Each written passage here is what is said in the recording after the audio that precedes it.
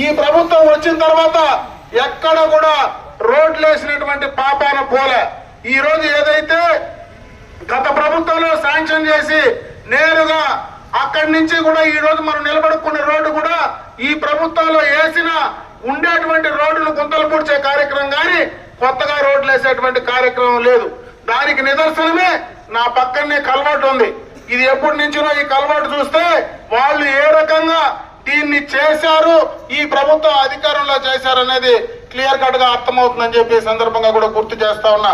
ముఖ్యంగా మైనారిటీస్ ఉండే ప్రాంతం, ఇక్కడ మీకు అందరికీ కూడా ఒక కమ్యూనిటీ హాలు గత ప్రభుత్వంలో శాంక్షన్ చేసి ఈద్గాలో తీసుకురావడం జరిగింది. ఆ ఈద్గాలో శాంక్షన్ చేసినటువంటి కమ్యూనిటీ హాలు ఈ రోజు దాకా 4.25 సంవత్సరం ఈ ప్రభుత్వం అధికారంలోకి వచ్చింది. ఈ రోజు దాకా కూడా ఫౌండేషన్